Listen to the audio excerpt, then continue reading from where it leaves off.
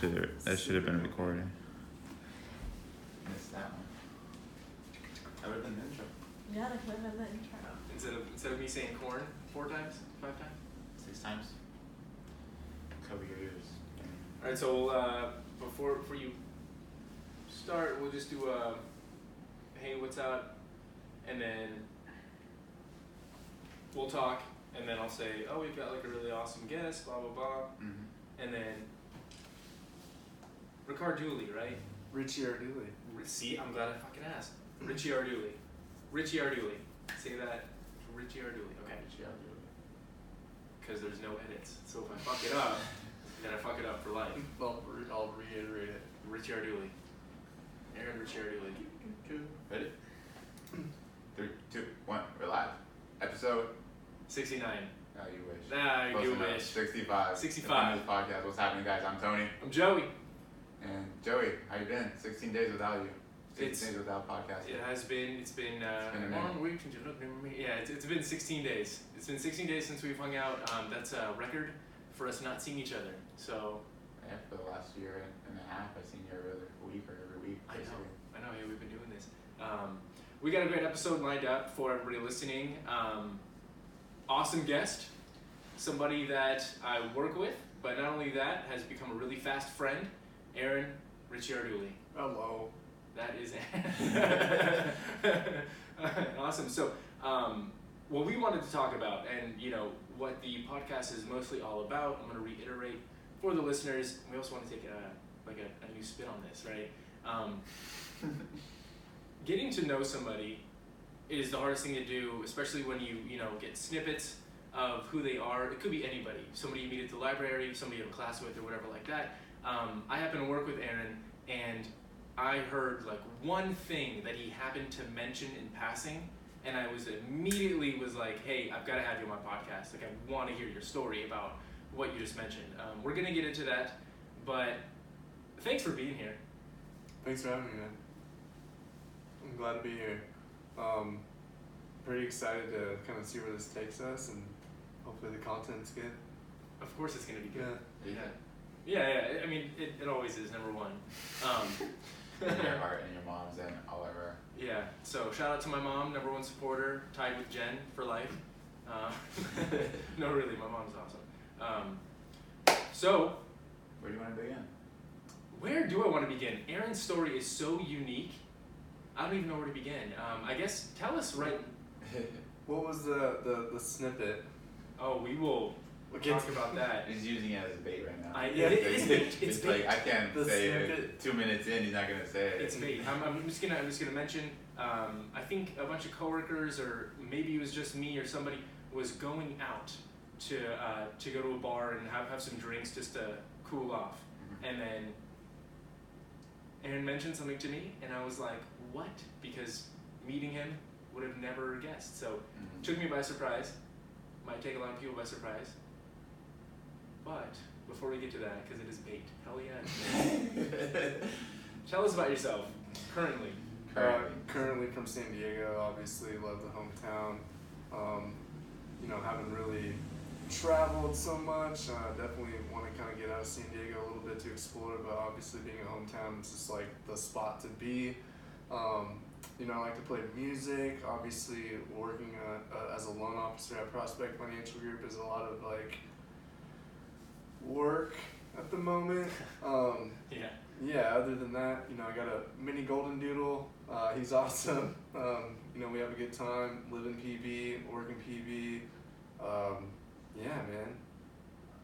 So what I'm gathering is that life is good. Life is awesome. Right now, life is good. Exactly. Right now, life is good. He's got a good position. He's got a good place. He's making bank. He's been a top producing LO. He's got a really awesome dog, Theo. He's like the coolest little pup ever. Life's been like this the whole time. He's been just, chilling like this the whole time, right? Far from wrong, yeah. Definitely not. Everybody has their own struggles. I guess my path is obviously my path. I don't meet a lot of people who relate. I mean, obviously, I do meet people who do relate in that sense of like the struggle. And I mean, of course, everyone's struggles are different. and just being an open-minded, you know, humble as I can possibly be individual at this stage of my life is kind of where I've grounded at, I guess, as you will. Yeah, I mean, that makes sense to me. But for the listeners, tell us about where you came from, how your childhood was, and like, you know, how was like a young Aaron? So I grew up in the suburbs of San Diego, obviously, like kind of by Claremont. And I'll just get right into it. Like, you know, growing up, like my dad likes to smoke weed, like my mom likes to drink, like dealing with like a lot of personalities, I guess, in the house, right? And like it was really normal. Like my dad was like, he made good money, so he would just like buy us things, right? Like he would just buy us things, like everything was cool, like we had stuff, right? Like just things to do and shit to use and like, but never really engaged, I guess is the right word, right? Mm-hmm. We inherited a house out in Rancho San Diego. I don't know if you guys know where that's at, just like out in East County a little bit. Mm-hmm. And it was my great aunt, and she like gave my mom this like big house. Like it was like a 2-story house with a pool, and like we all moved to Rancho San Diego. Like, and I was like 13. Moved out there, didn't go to 6th grade for like 3 weeks probably just because of the transition. It was just like kind of crazy and everything like that. And then, you know, everything was like cool, like on the outside, right? You know, my parents are, like, I guess now looking back, it was like they had no business of having kids, right? Like I've heard a lot of worse, like I've heard tons of worse stories, you know, like at least my parents were around, right? Like they weren't doing like crack cocaine and like I didn't grow up in the slums. Like that's reality for a lot of people. Like I grew up in, you know, the suburbs of Rancho San Diego. Like that's not like terrible, right? That's not struggling. No, like no struggle, right? But what do you mean by your parents like weren't really ready for kids or weren't? Like they just had no business. Like in my eyes, like just not very. Like my mom loves me like unconditionally, like the love was there, but like the support to like, you know, like just for example, like setting up a college account like wasn't in the mix of shit to do, right? Mm-hmm. Like that wasn't like where we were at. It was more like, let me do like very selfish behavior, I guess, right? And then like the kids were like the kids, like, 'cause I have an older brother who bounced at like 18, right up to Newport Beach, like honey, like. Just got out of Dodge, like didn't get along with my dad, didn't see eye to eye, and like I still think he's like the smartest of us all, you know, like because he left. Mm-hmm. Like my views of my parents were like, damn, they're gonna let me do whatever I want, right? Mm-hmm. So like when I was like 13, I went up to my mom and was like, Mom, I'm smoking weed, right? And she was like, let's do a hit. Like 13, like why? Oh shit. And how old was your brother at this time? My older brother's 7 years older than me, so he had already He got drafted to play baseball by the Orioles. Okay. So he was like trying to do his thing up north a little bit, and like we weren't ever really like super close at that point because I was just like a younger brother, you know. But yeah, he was already out of the house. So like I had a younger sister and a younger brother. Like younger brother's really introverted. Younger sister is just an awesome chick, like really outgoing. Like, you know, she succeeds, right? Like she's a go-getter for sure. Right. Yeah, so dad was trying to be more affirmative, right? Like 13, 14, like was not like my mom, like, but in my head I was like, damn, like my dad travels a lot, like mom and I are about to kick it and smoke weed, like everything's gonna be cool as hell. And it was cool. Like it was like I was in 8th grade, like I was just fucking hustling kids, like selling weed and like just having a pocket full of cash that I didn't need really, and like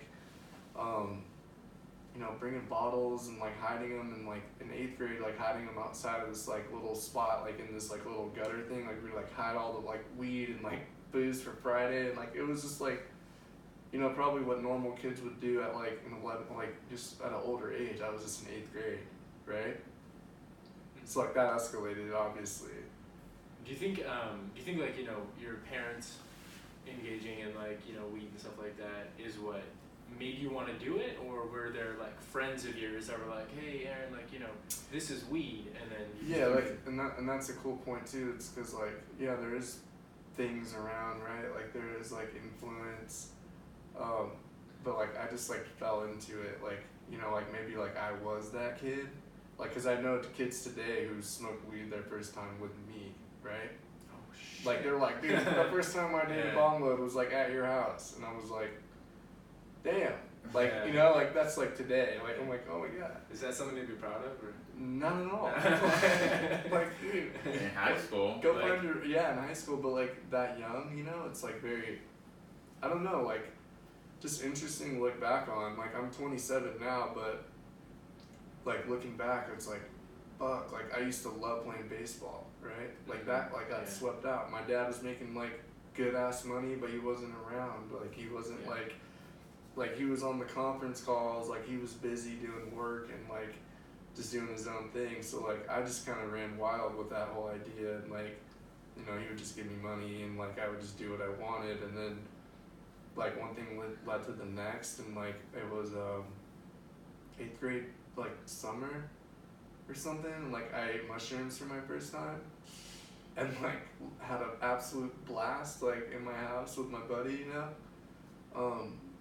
like young, dude. Like really Yeah, young. that's- Like, that's, why like, are you pretty eating? young. Yeah, like super young. And then I tried ecstasy like that, like a couple months later. And then I like really like was like, damn, like I like this is awesome. Like this is great. You weren't even in high school yet. No, I just got to high school. I'd already tried ecstasy and mushrooms and like. You know, like that summer when you're transitioning to high school and you're trying to have the time of your life. Yeah, but dude, that shit's That- like that- senior year, yeah, man, not, this is not like 8th grade. You're Damn. transitioning Right. already, like he was a senior, basically, like doing Yeah. senior behavior and stuff like. We were Just chaotic, Yeah. right.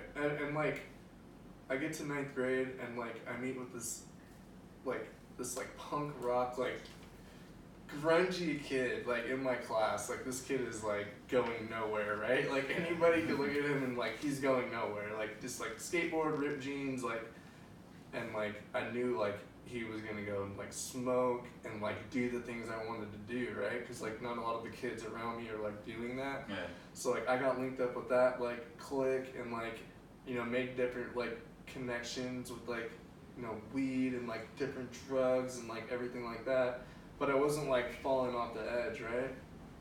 So then 10th grade rolls around, like I'm obviously experienced like, you know, having 10th grade was good. Like 10th grade I guess is the most normal like year that I ever had. Like, and when I think about everything, and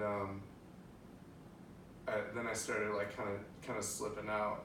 At that time, I probably had done mushrooms like 70 times. Like, literally just like loved that drug. Like, absolutely just the most best experiences. Like, I mean, that's just a whole nother story. But like, Well, we got time. I mean, have you ever done mushrooms? No. No. Why? Never had them in front of me, never been exposed to What, them. have you ever like had the thought to be like, wow, let's experience that? Like, I mean, like, well, I mean, not like let's experience it, but I've always thought like, what's it like?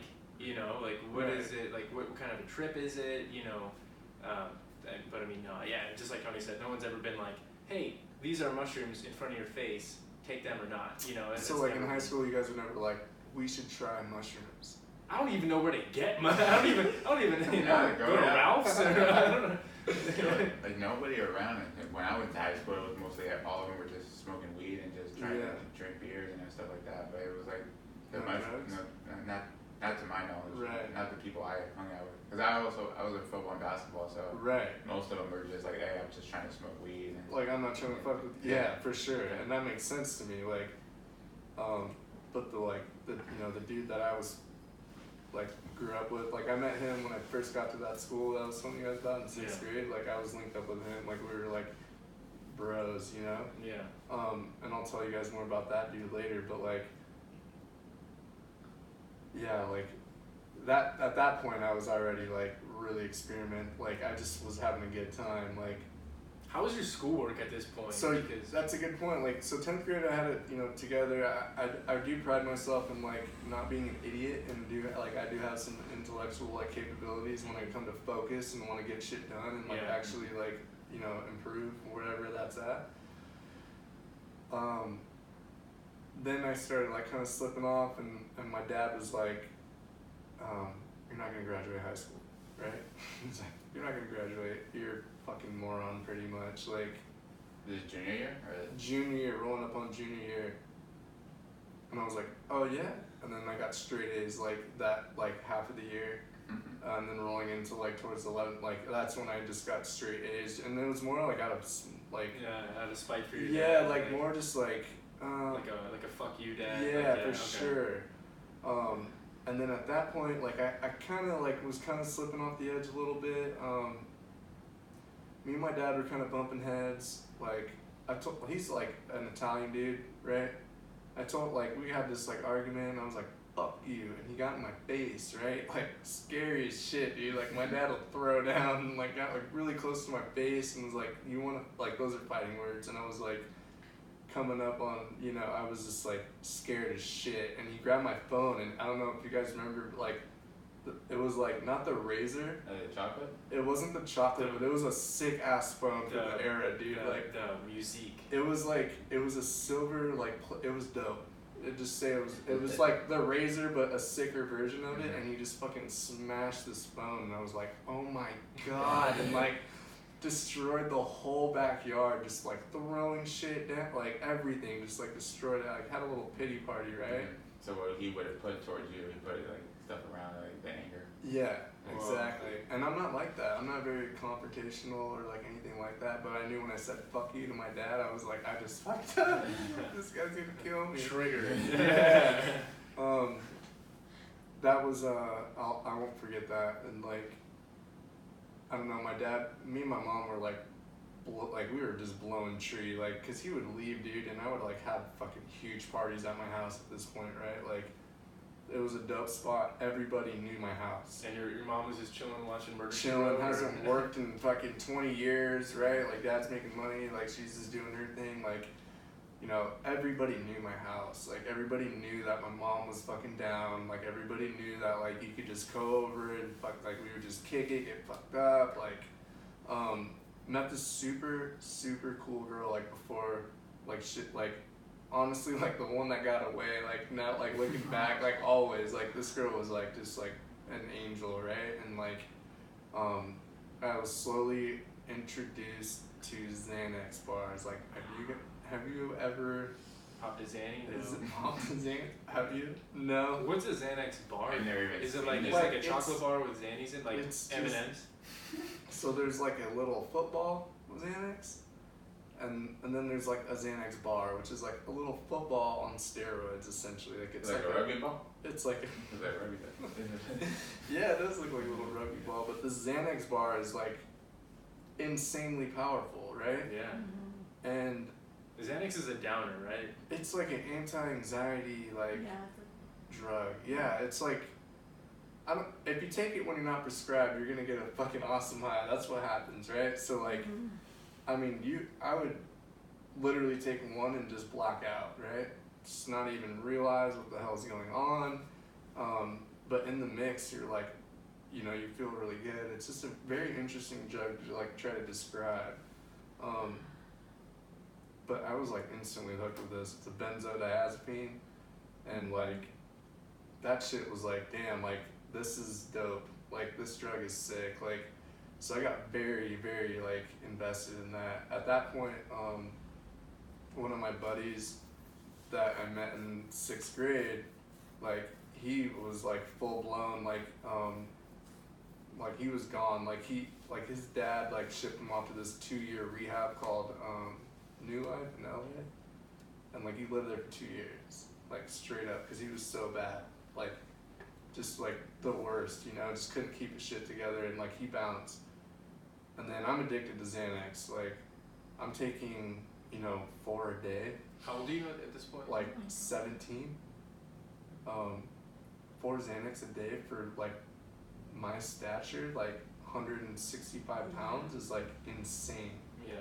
Like absolutely like full blown over the top, dude. Like You're just numb to it. yeah, like I'm building a tolerance. Like I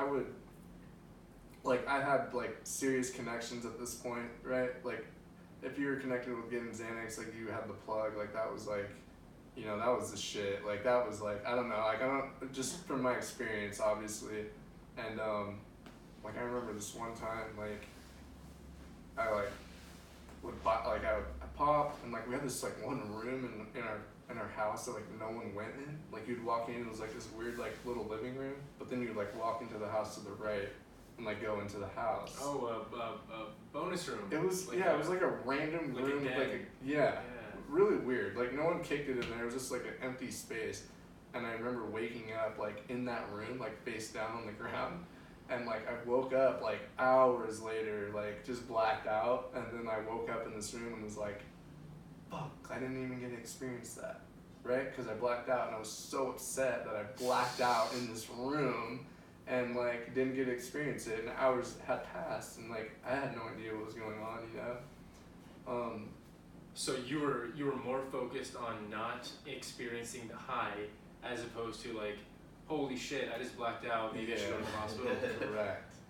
Okay, yeah. So what do you Like, do at that point? First, like, Pop another one? Take another one. wake up broke, like, fuck. Like, that's what I mean, I was so upset. I'm like, damn, I just fucking spent that money, and I'm like, now it's 9 o'clock. But that's kind of where, like, I was going, like, more benzos, like, Xanax every day. Yeah, It's different kind of high. every day. Yeah. Yeah. It's It's totally yeah, different from taking it like any other type of drug. very different. Very different from Vicodin. Vicodin was more of a Mhm. downer, but, like, Xanax will, like, mentally, like, check you out along Yeah. with your body, like, being high. Like, very interesting drug, and, like, yeah, man, I mean, I got a lot of, like, just random stories. Like, I would meet people multiple times. Like, Oh my god. yeah, like, Hi, we'd I'm go, Aaron. we'd go And it's to a like, party, we and, like, just people met. would be like, what the fuck, I met you last weekend. Because I would always know where the parties are at. Like, I was just always, like, that's, like, what I, like, wanted to do. Party. Mhm. Like, that's what made sense. I stopped playing baseball. Like, everything was pushed to the side. Like, obviously I had a big interest in, like, playing guitar and, like, music. You know, got kicked out of a band. This was senior year still? This Or- was, like, junior going into senior. Got kicked out of the band, like, What was your band called? Lickety Splits.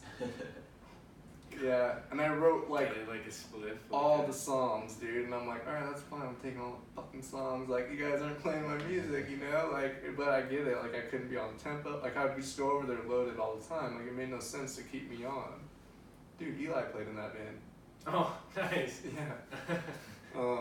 That's another guy that we work with. Oh, yeah. So then, at this point, Whitney split, right? Whitney can't do me, like, anymore, like, she, That's the one. yeah, that that got was away. like, she was just like, oh my god, her dad fucking hated me. He was like a professional bass fisherman who owned like his own construction company, like just, like, and I'm this like scumbag kid, like dating his daughter. And you were 17? Yeah, 17, rolling on 18. That's the one that got away? Dude, she shouldn't have said that on this show, huh? Well, she probably won't listen, unless you never. She was sick, dude. She was really cool, and like pushing her way through drugs like fucked me up for a long time. You guys still talk? No, absolutely not. What do you mean absolutely not? No way. Why not? So I mean, just to fast forward a little bit, like, Oh, something happened? well, like, so we're rolling on the senior year. Same high school or she's doing? Same high school, yeah. I'm fuck, complete mess. Senior year sucked. Like, it was bad. Like, I sold weed to this kid in 8th grade, his first sack ever, right? Uh-huh. He was very good at drums. Now we're in senior year, right? Mhm. This kid was like incredible, right? I'm at his garage, and like we're jamming, and like he pulls out some heroin, right? And he's like, hey man, you wanna fucking try this? And that was like the one drug I was like, no way, never, Mhm. right? And in my head I'm like, yeah, let's roll. Like immediately it was like, yeah, I'm down, right? I like felt like I really had arrived when I tried heroin for my first time. Yeah. So like, you know, that was an experience for sure, dude. And I threw up everywhere, and like 3 days passed and like shook it off and was like, and I hit that kid up again and was like, hey dude, where do we get that? What? Yeah, straight up. So- Raw and uncut show, right? No, yeah, I mean, no, completely. So, because I've never done that. Oh, I hope not. no, I mean, Is that yours or mine? I don't know. Is it mine? I hope not. I've got so much more to say. And then cut off at a knife. So you like did that. Ask for more. Well, hold on. And then had like a shit time. Shitty time. Puked your brains out for Puked 3 my days. brains You out. were No, laid no. up. So that day I threw up. Yeah. Dreadful, right? Go home, like sober up. 3 days later, then I'm about it. That was a great idea. Am I on? Yeah, you're on. Okay, I'm on. Alright. Sorry, guys. Okay, and then you're just like, yeah, like that was super tight. Let's go. Let's keep doing this. But Yeah, Richard, where do we get that? Right? In my mind, I'm like, dude, this is the best drug I've ever tried. What did you like about it? Well, I had tried Oxycontin before, Mhm. like a week and a half before, and I spent like $50 on this fucking pill, and it sucked. Yeah. And then I tried heroin and was like, oh my god, this is like half the cost, and it's like way 4 times the better. bang. Way better, yeah. So you were already in a financial mindset of like, Correct. wow, What okay. haven't you tried? What's that? What haven't you tried? Crack? Yeah. I got some bad acid. I wanted to get some good acid, but I never really got some good acid. And you've done coke, obviously. Coke is stupid, yeah. It doesn't work. Up or I like down. Like I just gravitate towards the downwards. You are a very chill guy, so Appreciate it, dude. Appreciate it. But yeah, I mean that was that didn't last long, dude. Like things got really bad. Things got like super dark. Like I found myself going to, TJ, like trying to find drugs, like in the back of this like this tattoo shop. What? Fucking weird, dude. Like if you couldn't find, like I literally I found this drug dealer and like you would go up to this guy like just straight out of a movie, dude. Like he would open his window just a little bit. What's the he'd be like, password? Bro, he'd be like, you got the money? And you'd be like, yeah, you got the shit? Like, and you like put this fucking money through this like literally you never really saw the guy and like you'd always have it. I mean, it wasn't the best quality, but like if you needed to get high, like you went to this dude's house, like, and like You had it. he Okay. always had it. And then at that time, I already had 2 other guys who always had Xanax. Like I had like 3 heroin dealers. Like I was like, all right, dude, we're good. Like I'm like 18. Yeah, I'm like 18 years old, dude. Like struggling to get through fucking senior year. And like things just got pretty dark. Like like friends were cut off. Like it just got really lonely. Like I do graduate. Like 2.0. 2.0? no 3. 2.5? 3. Did straight A's help you? Straight A's helped me, dude. Junior year, man. Yeah. Thanks, Dad. Hit you up a little bit. No kidding. He moved us out to like Humul. I don't know if you guys know where that's at. So from Rancho to Humboldt, so Rancho farther. to Humul. My dad had a bad run, dude. He had a bad run. He got laid off this job that was like paying him like probably $230K a year, and we downsized houses and like I fucking hated it, dude. It was so far.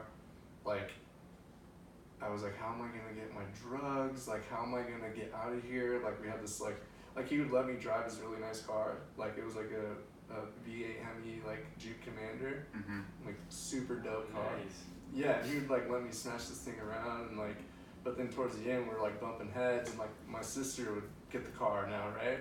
So I'd be like, nope, I'm coming, and I'd hop in and I'd put my seatbelt on and I'd be like, you're taking me out now, and she'd be like, no, get out. Like what? I'm like, nope, I'm coming. Like I'm getting a ride and I'm coming. Like just a fucking nuisance, right? Yeah. Yeah.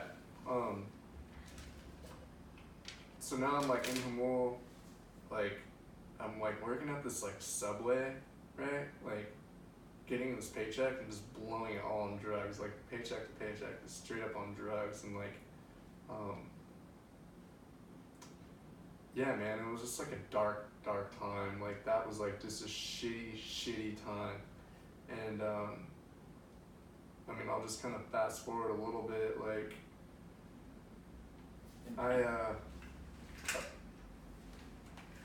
picked this guy. I go to this dude who always had the Xanax, right? And like, now I'm like really into it. I'm like, hey man, like I had it all planned out, right? Like I would like pick up the drugs and I would get to the place I needed to be loaded, right? And he was like, dude, can you give me a ride to Guitar Center? And I'm like, fuck, like that's an inconvenience, right? And The one off Jackson? yeah. Yeah, nice. And I'm like, But he's in Hamul, so it's like. but like just out of the way, and like when I take my Xanax, like I needed to be at a certain place, like so I wouldn't be like over here, like I needed to be over here, like you know, like it was Safe like zone. very, That's red zone. strategic. Yeah, because like once I'm fucked up, I'm like fucked up, and like I need to be like you know over in this within area. a certain radius. Yeah, and I had this. My dad got me this like truck. It was like a stick, this big ass like I finally had my first car. And like every time I took Xanax, I couldn't drive it. Like it was stick, and I would just be stuck at these lights, and people would be like honking at me, and like I'd be like, "Fuck!" Like, so I drive this guy to Guitar Center. You know, he fucked up my plans because when I got him back, I'm absolutely just tanked, and I'm in El Cajon, and I'm like, "Dude, fuck! Like this is not where I want to be." Driving on the freeway, I'm absolutely just like loaded. I'm like swerving around. You know, which sucked. I guess I cut off an off-duty cop, I guess. Ooh. So the story goes, right? And I'm in this parking lot, I'm like smoking a cigarette, and these cops like roll up on me, and they're like, "Hey man, you're like, you driving? Like, what are you doing?" Like, Where just you going? all up in my shit, dude. And I'm like, you know, now I'm 19, and Who is it? I don't know. It's bad though. We're gonna have to. might be the air. Oh, that would be so funny if that was it. We can cut out the whole. It won't come up in post. Talking. You're live. Sorry about that. I think that. Dude, great call. That was it. Put your headphones on. No, it wasn't. It was just a stupid hair. That would be so fucking. Yeah, freaking crystal clear now. Man, you're a genius. Damn. All right. That's weird. Cops are in my face, and like I get arrested like right there for a DUI at 19, right? Like I get out and I'm like, call my grandpa, and he picks me up, and like I'm like, fuck, dude, like let's not do that again. Like everyone has a DUI kind of thing, like walking in downtown, like that's normal, right? And like, you know, for my circumstance, it was not normal, right? Like this was just a leading event, but I get enrolled in a DUI program. I'm sure you guys like are familiar with some knuckleheads that have been in that program, and they're sitting me down and they're trying to coordinate what days I'm gonna come in and do these classes, right? Right. And I'm sitting there and I'm like, Friday's a good day because I'll be able to get down here. My drug dealer's right down the street, and you know, like let's do 2 o'clock, right? So you're planning your DUI classes around your drug taking and getting Correct. schedule.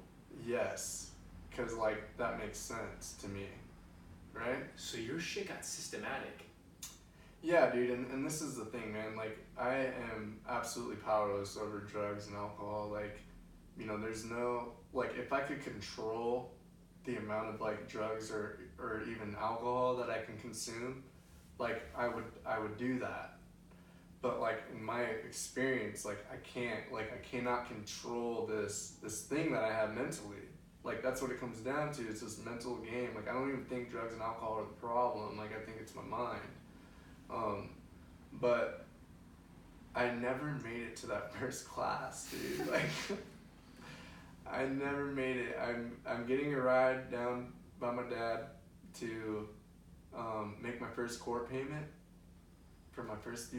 You know, I gotta go and like make a payment, and like I'm sitting there and I'm like, he let me take his. Now he has the new Jeep Rubicon at this time, I drop him off at Starbucks at like 9 in the morning. I go to the courthouse in El Cajon. I'm like making my payment, but the whole time I'm trying to make my payment, I'm trying to find Xanax or heroin. I'm like trying to find drugs. It was like 9:30, and I met this like scumbag dude named Kyle, and like he always had drugs, and like he hit me up and he's like, "Yep, I gotta come by." I'm like, "Awesome, be there in a second." Smash over there in the Rubicon. I'm like, "Great, I'll take 6 Xanax, a fucking, you know, some heroin, like," and he's like, "Dude, I'll give you fucking 2 more Xanax and like some Coke if you give me a ride over." So I'm like, "Of course," and like I'm holding these Xanax and I'm like, "I could do 6." And like I fucking pop 6. I put the heroin in my wallet and I do like 3 lines of Coke. Oh my god. And You're driving. I'm driving, dude. I'm driving and I fucking like out like a light. Like no idea what, like I can't even recall how long I was coherent for. Like to be honest, like to this day I'm like, what the fuck? I wake up and I'm on this chick's car, dude. Like I hit this lady. Yeah, I hit this lady and like she can't get out. And like I'm like kind of like facing her, like her window's like right next to mine. Oh, so you guys were probably going opposite directions, and you just. And I'm like kind of connected to her like this, right? Where you spinned out and spinned Some, like, I'm like, oh shit, like I come to and I'm like, this is so bad, right? I'm like, I just got a fucking DUI. And immediately the cops like pull up. Like they come and grab me like instantly and they're like, anything illegal in the car? And I'm like, nope. And in my head I'm like, fuck, I got heroin in my wallet, right? I'm like, god damn it. Like, I'm fucked, you know? Like, I'm so fucked. And like, he throws me in the car immediately and like never found the heroin. Like he went in my wallet and like pulled out my license and it was like literally like the pocket behind that. And like I get in the car and I'm like, damn, I just got a DUI. And I remember the guy like, dude, you can get your shit together, right? He drives me to downtown and I'm like, wow, like I'm so fucked. Like I get transferred over to like East Mesa, or it was like South Bay jail, and it was like very like, you know, like you see on TV, like the jail scene, like very confined, like you 23 hours locked up. You guys ever been to jail? No. Not even the holding tank or anything like that? No. Fuck, 23-hour lockdown, 1 hour getting like, you know, out on the floor. Like, I'm like, dude, what the fuck? I break down day 3 because I'm sober. Like for the 3rd day, I like break down in my bed and I'm just like, dude, like what's going on? You know, like why am I in this position? Like how did I get here? Like, because I do, again, pride myself with some intellect capability, right? Like I'm not a fucking idiot, but I just couldn't pinpoint what was going on. Obviously, I'm addicted to drugs, heroin, and like.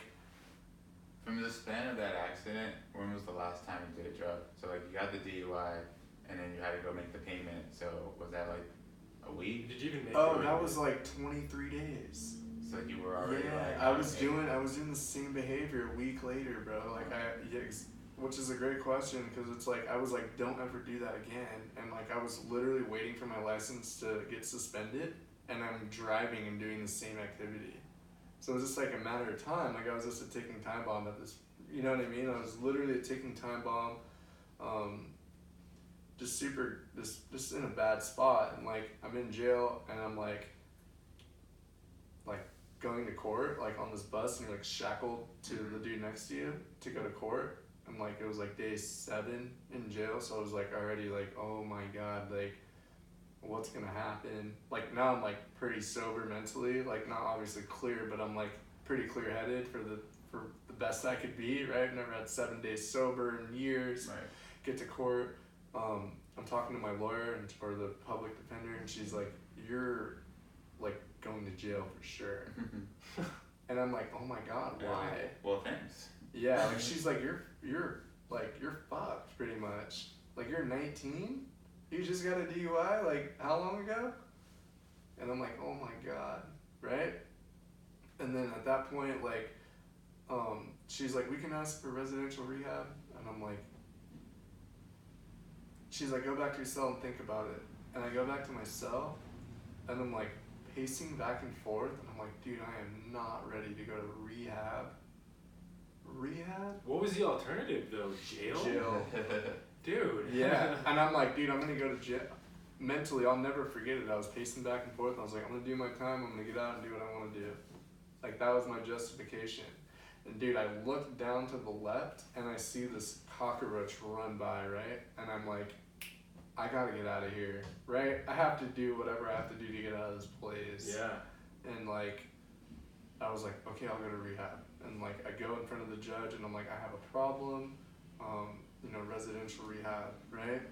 And like, you're not even in the courtroom, dude. You're like down in the cell, and like you're in like a yellow jumpsuit, and like judge is like on the TV, and I was like, dude, wow, this is crazy. Like, I get out, I call my grandpa, cause I can't go home. My dad, I got that car impounded, dude, like for 40 days, and my dad lived in Humboldt. Like, he was fucked. Like, I burned his ass, and I got the new Jeep in an accident. Like, I can't call my dad, dude. Like, calling grandpa. Grandpa picks me up, takes me in. I tell him the ultimatum. He's like, obviously trying to help me out. I'm on every list to get into these rehabs, and like, I know that I had heroin in that car. Oh. I fucking knew in my wallet it was in that car, right? And I'm like, I needed a ride to get my ID, Grandpa. I'm like, But what you really wanted. I couldn't help it. So, boom, I get it. I get high again. I'm going to AA meetings though, like but I'm getting high. Like, I'm getting high. I'm trying to report to Salvation Army, and they're pulling me to the back, and they're like, can you be clean? I'm like, I can't. Like, I can't. They're like, well, why do you keep coming? I'm like, I need to get in here. Like, I can't stop using. Like, I want to stop, but I cannot. Like, I can't stop using. I don't know how to. Like, and Grandpa's driving me to AA every day. 12 o'clock meeting. Right up the street, dude. The worst meeting in all of San Diego. And I hear something, dude. Like, I finally, listen to it. Like, I know I want to get sober, right? I'm messing with that drummer kid still. Like, he's coming by, we're getting high together still and shit. And, this guy was like a preacher, and he's like, if you want something you never had, you have to do something you've never done. And I don't know why that made sense to me. And I'm like, dude, I just want to live at this point. Like, my existence is shitty. And, like, I'm picking the grass. Like, I'm up, like, I don't know what's gonna happen. Like, I have no money. I'm like literally asking my grandpa to buy me cigarettes. Like, and like, I get sober, dude. Like, I get 30 days sober, right? And I'm like, wow, like, I fucking did it, But the judge wants to see me. Like, just because you get 30 days sober doesn't mean you're good to go off the court's back, right? And I'm like, fuck, dude, I can't get into rehab. Like, I don't know what to, And then I just come up with this idea, like, I'm just gonna do my time. Like, I'm just gonna do my time. I'm gonna get out. Like, I'm gonna get my shit straight. Like, Like, and I'm like, good to go. I'm feeling good about it. Like, I really am. And like, it was like day 60. And I got, 60 days sober. And, like, my sobriety date's 11/19/2011. So I'm going back to court, and I just tell my grandpa I'm gonna go in, like, and he's like, well, we'll put money on your books, and like, just a solid rock in the corner, right? Like, because Grandpa took me in, Grandpa took me to meetings. Like, they gave me structure that I never had. Like, my grandma would make dinner, and like, it was at 5 o'clock, and the house was clean, and there was no fighting, and it was something I was not accustomed to, and it was like, I got sober there, dude, and it's right down the street. Like, I'm on my way there, like, after here, like, just to, like, Grandpa's, like, Right. yeah, and, like, a big deal in my life, and, like, I go, and I'm like, yep, I'm gonna do my time, and they're like, bailiff, boom, sign paperwork, and I was, like, signing this paperwork, I'm like, dude, what, I just get myself in, dude, like, what the fuck, right? And, like, I get, You remember that day? crystal clear. initialing, like if I get a third DUI, I'm doing like, you know, my license is 10 year suspension. You'll be like a felon. Dude, like all bad. And I'm like already grateful that he didn't find the heroin. Right? That's a felony. Yeah. Yeah. So I'm already like, now my mind is like, dude, I could have hurt that lady and been here for a long time. Like if I hurt her, maybe I would just be getting out. Like, you know? Yeah. But yeah, just to kind of pull that, like I go to jail for, I'm sentenced to like 45 days. No. And that was like kind of the term. 45 days, like, you know, the first holding cell, there's this fucking alcoholic dude who's like trying to fight me over an apple or some dumb shit. Are you serious? Yeah, like just right away, and I'm like, oh my god, like, here, dude, eat, like, here you go, like. You took my apple. Yeah, like, I'm like, oh my god, like. Is it all guys or is All guys, and I'm like, fuck, dude, I should have just went to rehab, but I'm like, I knew I had, like, it was just in my head, I was strong enough to accept things that I, you know, I need to take ownership of this, and like, I get into my cell like 8 hours later, and it's like this like Indian like dude with like a fucking feather tattooed on his face, and like he was like, oh, he's like kind of older, like kind of crazy, and I'm like, dude, I got fucking 45 days with this fucker, like Jesus, and I get called by the sheriff, and he's like, do you want to be a trustee? And I was like, what is that? And he was like, trust me, like just come with me, like don't ask questions, kind of thing. And like I get brought up to the top, and there's like 2 pool tables and TV, and there's like no politics in jail, like in this portion of the jail. I'm like, dude, sick, right? Like stoked. the penthouse?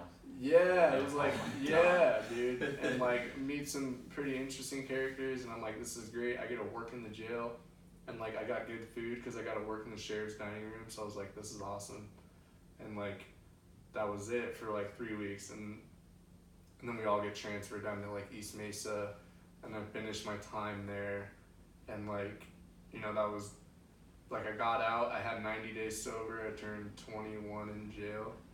No, I turned 20 in jail, and then I got out, and like, I mean, that's kind of the wreckage part of it all, and then, you know, like I like found AA and like worked these like 12 steps in AA. It's more of like a spiritual program. I don't know if you guys have like ever heard of it, like, but like that shit saved my life, dude. Like I found a higher power to do business with,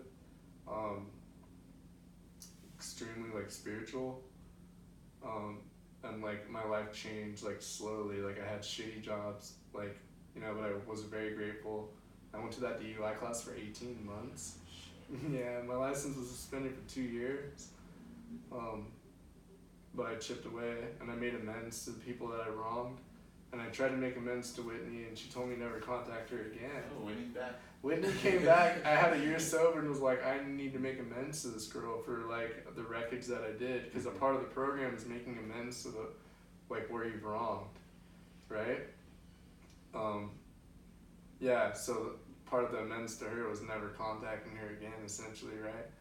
But I mean, I had other amends too, like this one, like fucking, I was loaded at this party and like swooped these glasses, and they were of course Gucci glasses that I had no idea, and like sold them for like $30, and like this dude was like after me for like years, right? And like I made amends to that dude. Like I called him and was like, yo, can you meet me here? And I thought he was gonna hit me in the face, and I was like, if he does, it's over with, right? I did what I could. Yeah, but he was cool about it, and that was years later, dude, and like I got a year sober, and that was like a big deal. What about your boy from 6th grade who you were close with? He opened the book to me, dude. He opened the book to me, like, when I got out. Like, he opened the big book, and we, like, he had 2 years sober, 3 years sober at that time. He's doing really bad now. Like, he joined the military. He always had, like, a substantial amount of time, because he was one of the youngest to go through that program, and he stayed sober, and, like, you know, I'm coming up on 8 years of sobriety now. Like, I don't drink. Like, I don't do drugs. Like, you asked if I wanted a White Claw, and I said, dude, I would love to have a fucking White Claw with you right now, but I just don't do it, man. Yeah, and then I said why, and then he And said, that was, right. and then he said I'm actually 8 years sober, and I was like I had that whole Yeah, get the fuck out of here. yeah. Very Yeah. weird. like I've had a weird, like, you know, being 21 and not drinking. I mean, like, there's not a lot of things that push me to the point of like fogging up my eyes here. But when you said I turned 20 in jail, for some reason, immediately almost just cried right now. I haven't cried in like 10 years. You almost got him. Damn it. Like, I legitimately have not cried in years, and that I was just. How do you even? I'm like not gonna say. I'm not gonna say that like. No, yeah, dude. Like, What do you think at that moment? You're in jail. Like, Dude, I woke up, the bunkie next to me was like, we had the same birthday. Oh shit. Oh, This- what? Man, this dude looked exactly like Edward from like Twilight. Like he was like a fucking, and he was a cool fucking dude. He was in there for heroin sales, and he had a master's degree, smart as fuck. Like there's some dumb motherfucking people in jail, dude. Right. Like, but there's some smart. but there are some smart people in jail. too who are street smart or whatever. I mean, we all get hemmed up, like especially with drugs fogging the mind and everything like that. But like, I mean, I woke up and he was a little older than me, and like, I'll never forget. Like he told me this story. Like I always just think about, like when I think about him, I think about this story. Like he had this like bird, I guess, this parrot who sounded exactly like his dad. And his dad would always be in the garage, but so was the bird. So the bird would always call his name, like Miles, and like he would always go down and he'd be like, fuck, like always. But yeah, we woke up and like I was like, dude, happy birthday, because he was trying to get sober too, Yeah. right? And I had already like had a taste of what AA could do. Yeah, dude, like I won't forget that, dude, but it just was shitty, and I was like, I will never come back here again. Yeah. And I would tell people that, like, that we would, like, be bullshitting like this, and I'd be like, I'll never be back here. And everyone would be like, yeah, right. Sure. Yeah, because, like, but in my mind, I was like, nah, dude, fuck that. Okay, so like that was fucking heavy. What a story. That was heavy. I have some. I'm sorry. I'm a little bit speechless. Okay, well because first I'm just gonna give like my first impression of Aaron. Mm-hmm. Right, super cool guy. Right. Right, he's got like pretty much every tattoo I've ever wanted on him. Like legit, I saw that shit and I was like, fuck, dude, I was gonna get that one. I was gonna get that one. You know, like he's got some cool stuff on him. Really easy to get along with. He always introduces himself to everybody regardless. Like we hired a bunch of new people and like he would just be strolling through and then just like, oh hey, what's up? I'm Aaron. You know, and like just say hi. I don't do that shit. You know, I got shouted out at work the other day for being super nice. Like I don't even do that. Like he's nicer than me. So when like he told me I'm sober, and then he said he actually mentioned in the moment, he's like, yeah, like a long time ago I got a DUI, and then like same month I got another DUI, right? I was like, what? Because that is not like that's like not the Aaron that I know. Even though I've only known him for like 2 months, I was like, dude, there's no way. Because when you think of DUI, you think of just like shitbag people. You think of like, you know, I live in Hillcrest. I think of all the homeless guys that are literally right outside my door. Yeah. I think of, you know, people who are just like trash. And like, he's not trash. But his story is almost identical to a lot of people who take shits and pisses outside of my front door over in Hillcrest. Right? So I guess my biggest question is like, and you know, this is totally in curiosity, not sounding rude, but like, what makes you different than the dude who takes shits outside my door? Like, you know, than the dude who is still pushing a cart is, you know, like what? Well, because obviously you did something right. He's still doing shit wrong. It's a good question. Like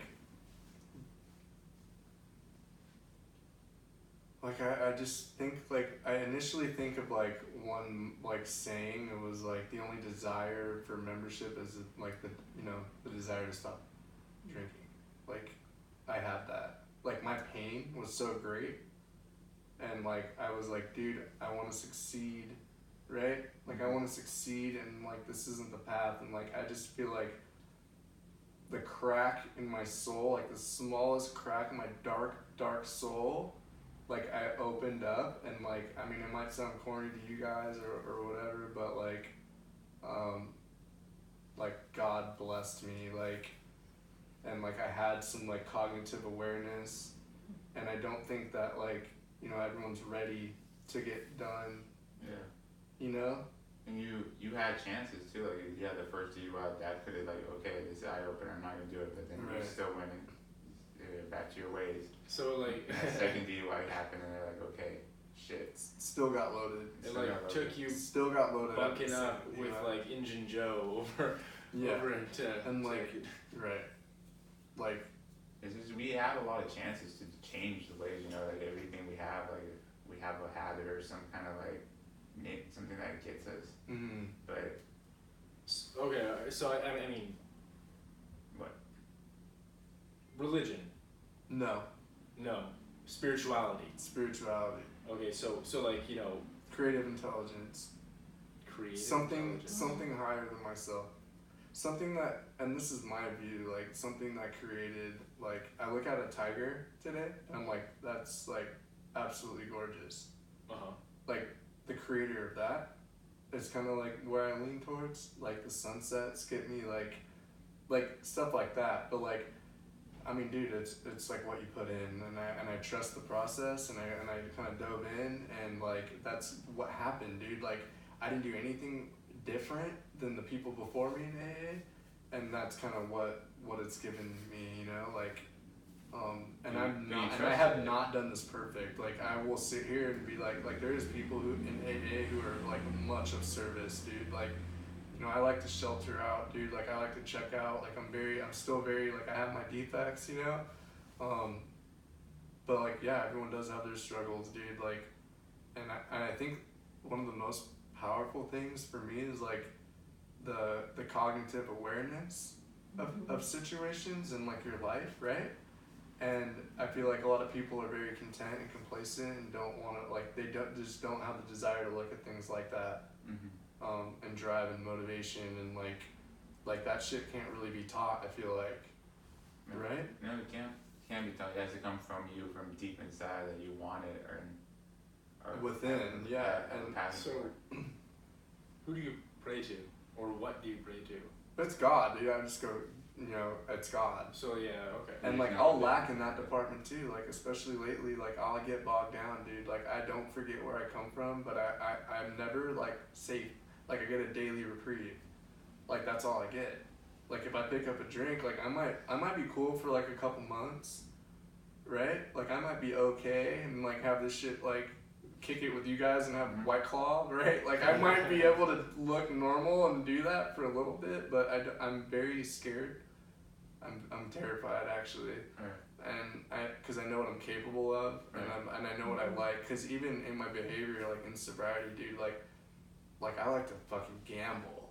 Like I love to gamble, and I haven't in like probably over a year now. But like poker, like absolutely love it. Very addicting. Like I get a rush. Like I just, it's like almost sickening. Like so, like I need like that channel. And like just being here and like talking about it's just a constant. It's just a reminder, dude. You know. Well, yeah, we're not. I don't want to like, you know, You're good. open up any old You're good. shit and like make you go home and Cry. sit in your shower and Oh, you know, no way. and just fucking. No, dude. Oh man. No, not at all. Think about that sweet puppy dog you got. Yeah. Blessing. He's fucking chill. He's such a good dog. Dude, he like always comes up and says hello to me too. It's awesome. Does he introduce his name too? No, but like it's funny because he'll come in the morning and then like Theo runs in and he just like squeaks a whole bunch, you know, because he's super excited. So he's like Cries, right? yeah, he's like running around and then sometimes he jumps on my chair and then he just like kind of dances on my chest a little bit and like squeak, and it's like good morning, you know, so chill, great dog. Yeah. Well, I guess, you know, I don't know if anybody's ever asked you this, but being 27, you know, you live in PB, lots of pretty girls in PB, lots of bars in PB, lots of, you know, this and that. You're a, you know, pretty attractive guy. You've got sick tats, sick dog, sick truck, right? How hard is it not to engage in, you know, drinking because of, you know, girls or dating or stuff like that? And then also follow-up question to that is, how hard is it to date You know, knowing that you've got all this shit in your closet, That's such a good question. and like you can't, you know, go on dates That's and have wine. such and a shit. good question. Wine. I don't know. What do people? I don't even go on dates no more. I don't know. Like, You know, wine like on you dates. go out, they say like, oh, loves to go to breweries. Oh yeah, okay, Yeah. like, this girl. Have a It's have a so martini. like socially like acceptable, right? Mm-hmm. Yeah, and like, dude, like at one point, like I never thought, like once I had like 2 and 3 years of like sobriety, like I was, you know, obviously 19, 20, 21, 22, like, you know, Halloween time, like absolutely not fitting in, right? Yeah. Like I'm not like there, like I'm not in the mix, right? I'm used to being in the mix and now I'm like not in the mix, but like, you know, without, see the thing that happened for me is like the desire to drink and use was lifted, where that's all that consumed my thoughts. So like when my head is filled with like I just need to stay loaded, get loaded, drink, and that was like actually removed, like then my life was like different. So like it just like kind of was my own path. Like I didn't necessarily like not need anyone, but like I was on my own kind of trajectory, like to like my goals, and like it was just something I dealt with internally, I guess, to answer that first question. So, like, what do you do on New Year's? What do you do on Halloween? Yeah, You like, know? and I'll go to bars and shit and like kick it and like play pool or like go with my cousin because I like to watch him like get faded and he's like a good time and like I like love that shit, but you just don't engage. I get over it like pretty quickly. Like my tolerance is like 20 minutes and like this shit's fucking whack. Like, cause it's my life and I'm like in, you know, like I'm sitting there and I'm like, this is like, it's just not where I'm at. Like, it's just weird, dude. Mm-hmm. But like, I just think of long term, right? But that, yeah, dude, that is really interesting because that's more like the mindset. Cause I know people who struggle, dude. Like they struggle with that. Yeah, they can't even go to a bar. You know, They like, can't. they're sober, but if you invite them to a bar, like, yeah, I can't even. That and like they're just like they struggle with not being connected. Where I was like very like okay with it, I guess. But it's been like a roller coaster. Like it's interesting, dude. And like yeah, like with the last like couple girls that I was with, like it was in my mind I'm like that's not gonna define me, right? Alcohol and drugs don't define me, and me not being able to do that doesn't like fit me into a category of like, oh, you're fucking whack. If anybody thought that of me, like they're fucking whack, right? Because like that's not. Yeah, I get it. Yeah, so my mindset was growing, dude. Like, and that's like the whole, you know, cool thing about it. It's like I don't, like if you think I'm not fucking, you know, dope for any reason for drinking. Right, and I'm not even. I don't even need to be dope, but like you guys know what I'm. You know what I'm talking about. Like if I need to drink to be fucking cool, to be your type, then you're fucking lame Got to me. it. Like that's not like what defines us. Like that should be more of like a social like environment. That I need to break it to you though. That's like 85% of San Diego girls, man. And that sucks. No, 100%. Yeah, and that's like wow. 85%, 100%. Where does that fit me in that category? Where does that fit you in? Correct. How many Like, I don't know, San Diego could say that they've been sober for 8 years. Yeah, and being 27, dude, it's very weird. Like, it's not your norm. Like, I don't fit in the norm. Like, I probably never will. Yeah, because Right? I know a coworker that he's been sober for 2 years, but he's sober now in his late 30s. Like, you know, he experienced this. So you, And that's super interesting because like that's the last thing I want to do. Is try to figure my shit out in the 30s, bro. Like, you know, like that would suck, dude. If I had to like try this and figure this out in my 30s, dude, I'm trying to have a boat by that time and be cruising with you guys on a boat. You know, like that's the goal. Like, it's not to get sober, and that's kind of where I've like kind of leaned towards and gravitated towards, because like I've been given some dope opportunities, dude. Like I live in Crown Point and I manage a 20 unit for fucking $500 a month. Like that's my rent. Like, that's a blessing, right? Like, that's like my life, and it's very easy. Currently? Yeah, like that's my spot. Like that's my living situation. I get a fucking 1-bedroom apartment in Crown Point, and I manage the unit. I build my resume up, and like obviously being a loan officer is like a whole other, you know, gig. Like I don't, like. Yeah. Like that's the gift of sobriety for me, dude. It's like if I fucking drink, like I'm not gonna be living the way I'm like. Yeah. So that's kind of like the give and take. You don't have the time. You have the time. It's now, like, right? yeah, You have the energy. right. And I just, anybody who's not aware of the business, you don't just, go on LinkedIn and then apply for loan officer and then get a loan officer gig. Right. Like Sure. you don't. No, you have to be, licensed. You have to have experience. You have to, be smart. You have to do real time calculations. You have to. I mean, it's not like a onesie twosie business management job. Like It's not an entry job. no, not at all. You're a freaking loan officer. Like Yeah. you handle, hundreds of $1,000 deals, $1 million deals, whatever, and like all that stuff. So to imagine someone like Aaron who was an addict for years and then has been sober for years and is now has a big boy job that pays the big boy bills and all this stuff is pretty amazing. And Thank you, man. Like, truly. Like, it is, and I do feel that is amazing. Like, I thought it was amazing when I was a manager up in Bread and they gave me the code to the safe. And there was freaking $500 in there. I was like, oh my god. Yeah, I made it. Yeah, bread on deck. Dude, and I'm in my mind, mentally, at that moment, I was I already had the perfect scheme to rob this money. I was I just can't help it, mentally. And I was 2 years sober. That's the shit that I'm talking about.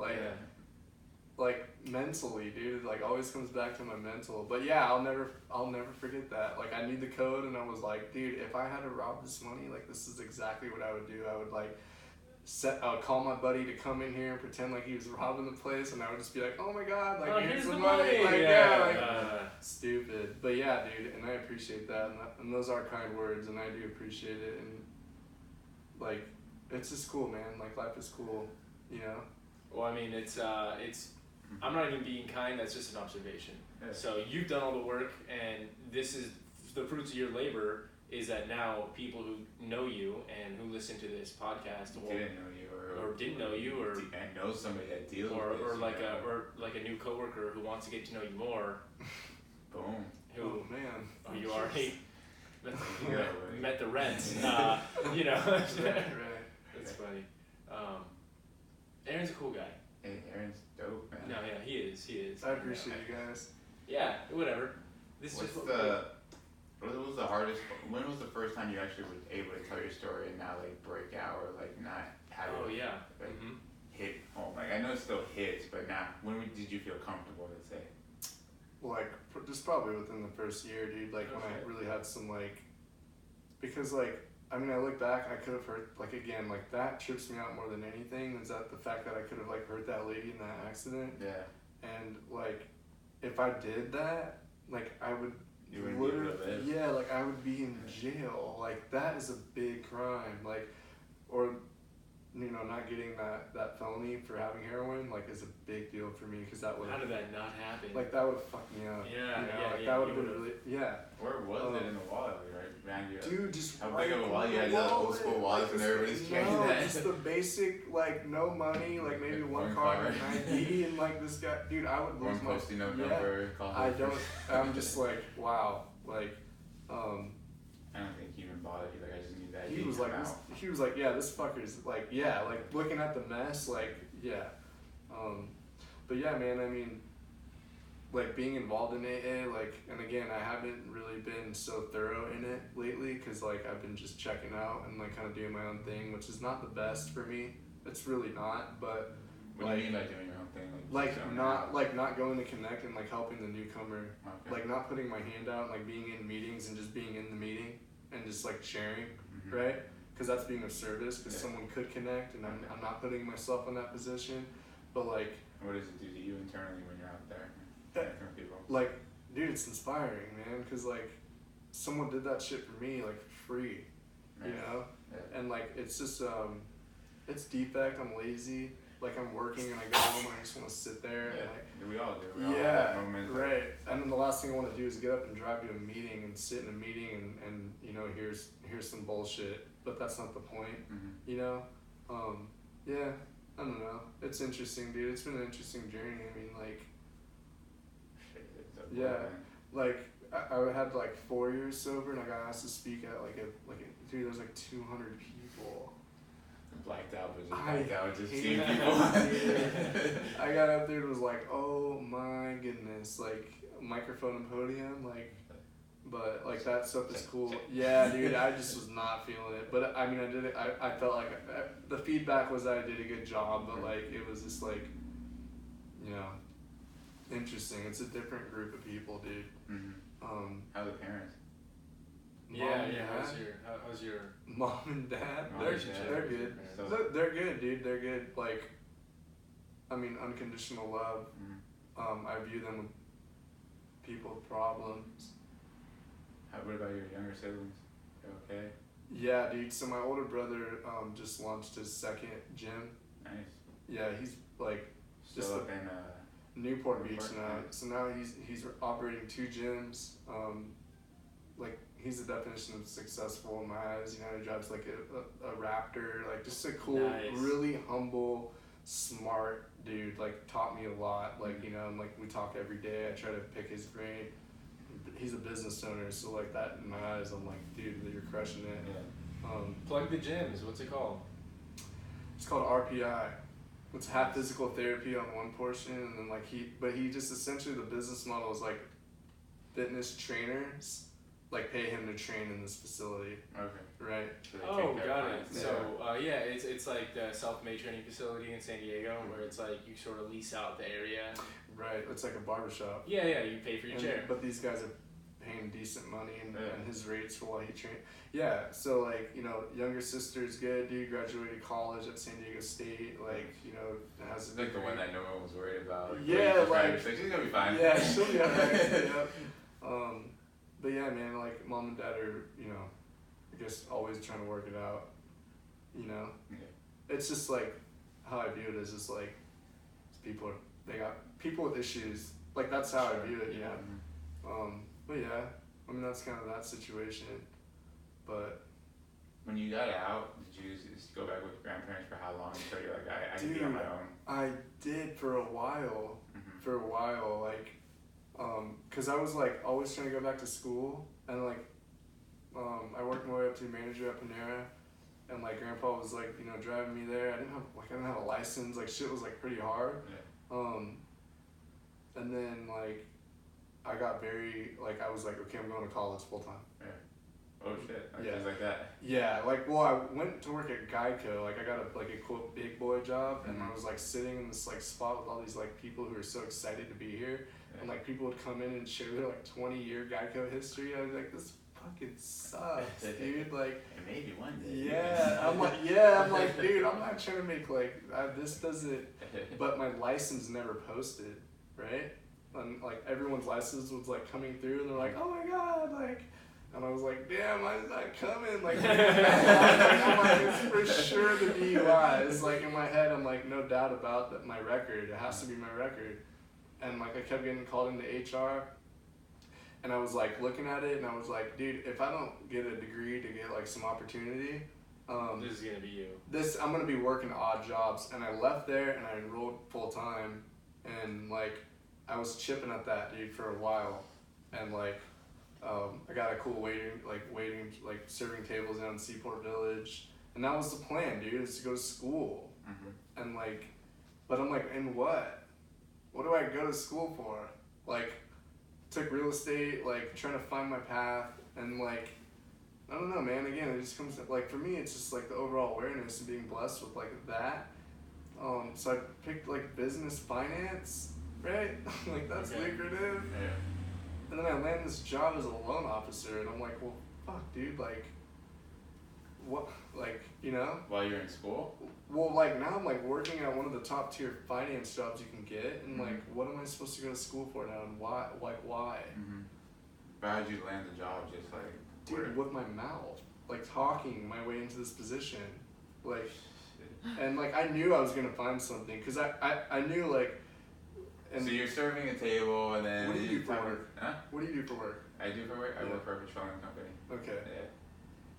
Like, I knew being a waiter and like the high volume, and like it might sound stupid to a lot of people, but like there's a lot going on at the same time, and like the multitasking while making someone like you in like 10 seconds, I'm really good at. Oh, yeah. Okay. Like, because you need to get like the tip. Like that's your job is to get like yeah. It's like you're there to make a tip, dude. Like in 20% is like the goal always. So like, working in that industry, like people aren't motivated to like do anything, and like people like dwindle off, and like that's like what they do. Yeah. Like they're waiters, and like they're unmotivated, and like I met a girl there, and like we dated for like 2 years almost. Yeah. Wow. Yep. She's sober too, or Nope. She was from Jersey.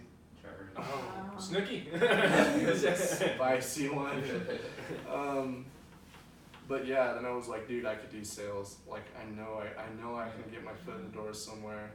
And like, I mean, I just grinded, dude, and just put one foot ahead. Like, I mean, one thing led to the next. Like I didn't just like, I walked in, I met Jason, and was like, I just quit a job a week ago. I literally talked my way into this position. I was a full-time property manager for like 55 units. I can do it, yeah, no problem. You Yeah. get a 32-bedroom plus like $18 an hour.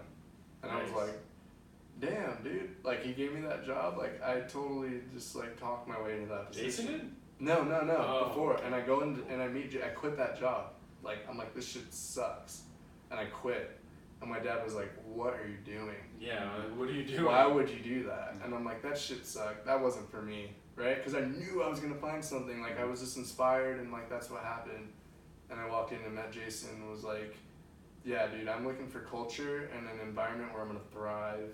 Like, and loan officers, like, yeah, and I just like felt inspired, and I had to do a lot of reading because I knew if it wasn't that spot, I was gonna find something. Because I'm like very optimistic, dude. Like the energy is like, whether it's here or there. Like I was like, if you guys don't hire me or if this isn't suitable, I'm gonna find something. Place. I'm gonna find my place, Yeah. and that was really powerful for me. And like, That's dope. yeah. Well, you didn't start out at loan officer. No, they wanted me to dial 300 calls a day, and I told you, I don't know if I hated that job, and I was like, dude, can I come part time? And they're like, what? I'm like in school full time, and I'm a waiter, and I'm gonna quit the waiter job, but like, can you guys work with me, right? Because I'm not here to be a fucking dialer, and I know I need to pay my dues, right? Yeah. And I was like very like, you know, I absolutely will do whatever you guys want. If you need me full time, I'll make it happen. But they worked with me and like transitioned into full time dialer. Yeah, but you were the first manager of the coordinators. Yeah, so like Tyner ran us, right? And like I brought in Cameron, and she saw me train Cameron and was like, "You're really good at this," and like, you know. But then, like, I had my license posted and passed the torch to Cameron. Yeah. And obviously the team is, like, way bigger. Like, dude, there was not as many people as there is now. It's insane. Like, you walked into a full office and, like, you're seeing it grow. Yeah. It was, like, me, Robert, and Rick. And Jason would be like, whoever gets the most pitches gets $100, like, every night. Like, and it was, like, cool environment. And I was, like, seeing what Jesse and Alyssa were making. And I was like, dude, they're no smarter than I. Or better than I, right? Yeah. And I mean, yeah, dude, my first month I crushed it. You know? You don't have to say how much you made, but there is like a running thing about Aaron in the office. His first month at loan officer, how much money he made. It's a ridiculous amount. Take the statue. Just nobody's broken yet.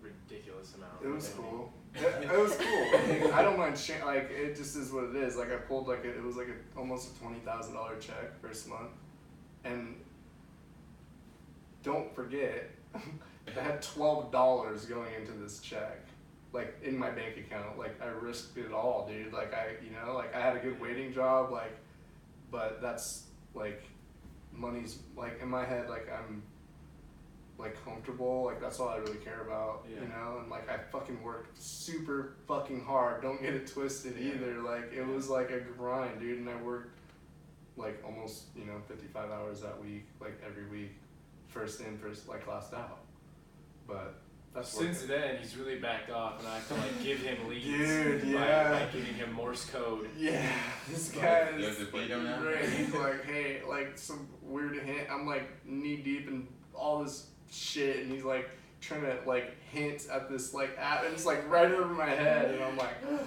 This is what happened. You quit baseball. You forgot all the signs. I'm Like, like, you're trying to tell you still third. It's like, dude, are you like looking at me like for the 5th time? I'm like, wow, oh, and I think that guy's That's only something seen for it. me. Yeah, good energy. Well, because I like manage all the data, so like I see who's pulling numbers and who's not. And Yeah. I'll just be like, I'm just gonna throw one. You're Yeah, Dude, bone. yeah. Yeah. Trying to get a triple double on assist. Try. It's like insider trading shit. Like, Trying to be like CP3 over here. Position out. Yeah. Yeah. So, dude, you absolutely just melted me right now. I just want you to know. I appreciate it. Yeah. Not my intention. Did you but- wait on to hear the story? Like you're like. Yeah, wow. I haven't asked him any follow-up questions. I haven't asked him He anything. just told you that, and you're like, that's it. No, I got yeah. the tip. I don't want nothing else. He turned down my White Claws, and then like the next day I was like, what did you mean? And then he was like, oh yeah, like it's a long story. And I was like, dude, I have a podcast. Mm-hmm. Like that sounds interesting to me, you know? And then he's like, oh, well, it's like a really sad story. And I was like, perfect. So Just like, yeah, I guess it's not like your idea, like just a normal, you know.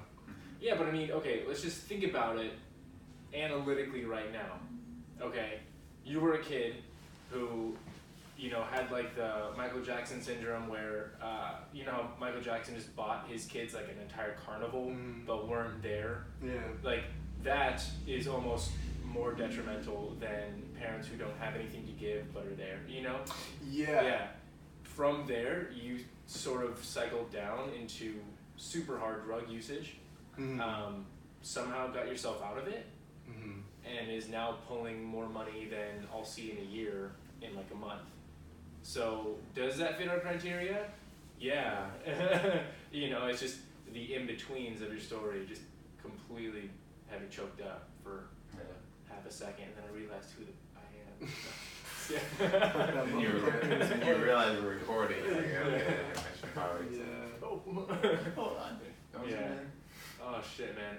Well, I mean that's it from us, dude. It's been an absolute pleasure just having you on. Yeah, dude. Thank you guys. Like, this was a cool experience for me too, and you know, I guess if like one person like is motivated or inspired, then like we did our job, right? Like, I mean, Yeah. it's kind of the thing that I kind of lean towards. But yeah, this was really cool, and thank you. You know, like I appreciate it, dude. Always cool. It was a pleasure meeting Thank you, you, man. man. Nice meeting you. Likewise. Oh. See you soon.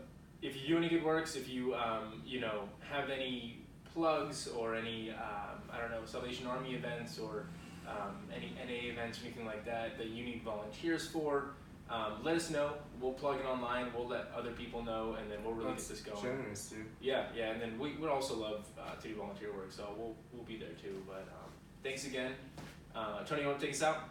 Yeah, man. If you enjoyed this episode, as always, go share it with a friend or a colleague or anybody that you think will motivate. You know, just like he said, Aaron said, if we motivate one person or if we inspire somebody, then we did our due diligence by coming on this podcast. And spread love. Where can they find us? You can find us at Influence Podcast on Facebook, Instagram, Spotify, everything you listen to on your favorite podcast app. Right? Yeah. Sounds good. Till next time, guys. Peace. Cheers.